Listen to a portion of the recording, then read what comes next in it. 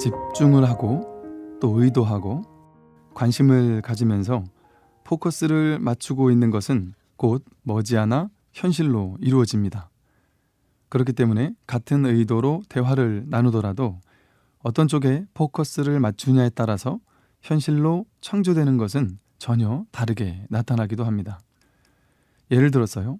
진급에 대한 대화를 나눌 때 어떤 사람은 진급을 하지 말아야 했을 사람이 진급을 했다라는 이야기며, 진급하기 위해서 온갖 나쁜 짓을 동원한 사람들의 이야기며, 그 사람이 진급해서 잘못된 이야기, 혹은 진급을 못하면 어쩌지 하는 이야기들, 혹은 진급되지 않을지도 모르는 수많은 이야기 등을 하면서 진급에 대한 부정적인 인식에 초점을 맞출 수도 있겠죠. 반면에 진급해서 행복한 사람들의 이야기며, 진급을 하게 되면 어떤 열정을 꽃피우고 싶은지에 대해서, 또 진급을 통해 어떤 풍요와 행복을 누릴 수 있고 회사에는 어떤 도움을 줄 수 있는지 등에 대해서, 또 이런저런 이유 때문에 진급할 수 있는 가능성에 대해서 말하는 등 진급에 대한 긍정적인 인식에 초점을 맞출 수도 있습니다. 물론 전자는 진급에서 낙선되는 현실을 끌어오게 될 것이죠. 후자는 진급 그 자체를 끌어오게 될 겁니다. 건강과 질병에 대해 대화를 나눌 때도 마찬가지인데요. 건강에 초점을 맞춰 이야기하기를 좋아하는 습관과 질병이 가져올 괴로움에 대해 대화를 하는 것은 큰 차이점을 가져옵니다. 운동에 대한 이야기, 자연 그대로의 먹을거리에 대한 이야기, 산길을 걷는 이야기, 건강한 생활습관 등에 대해 이야기를 나누게 되면 나도 모르는 사이에 그 말의 에너지가 내 삶의 습관으로 변화해 가기 쉽습니다. 그러나 건강 염려증에 걸린 사람처럼 언제 어떤 병이 올지 모르는 데 대한 두려움, 또 이 음식은 어디에는 안 좋고 또 저 음식은 어떤 병을 유발할지 모르고, 이런 생활 습관은 어떤 병을 키운다는 등 부정적인 메시지를 습관처럼 언급하며 사는 사람은 그 두려움이 더욱더 우리 안에 병을 키우게 됩니다. 언제나 우리가 두려워하는 것은 빠르게 우리의 삶 위에 창조되어져서 나타나기 때문입니다. 사실은 실제 담배를 피우면서도 오래 사는 사람이 있지 않습니까?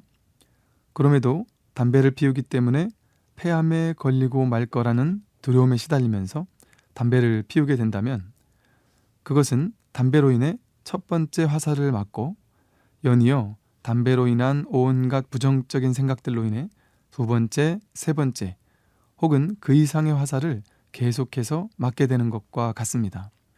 물론 그 폐해는 첫 번째 화살보다 두 번째 이후의 화살이 더욱 크겠죠.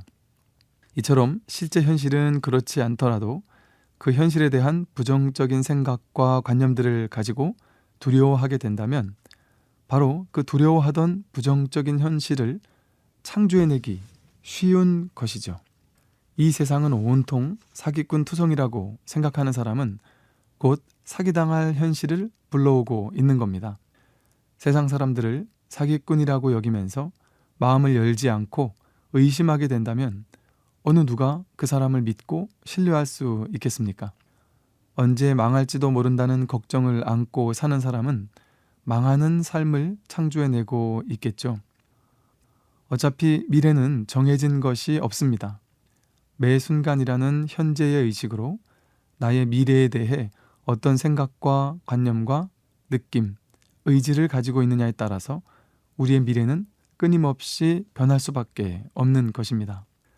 그러니 망하면 어쩌지, 또 실패하면 어쩌지 하는 그런 불안감과 두려움을 안고 살아가는 것보다는 모든 것을 삶 그 자체에 내맡긴 채 그저 매 순간 최선을 다해서 살아간다면 두 번째, 세 번째 화살을 맞지는 않을 겁니다.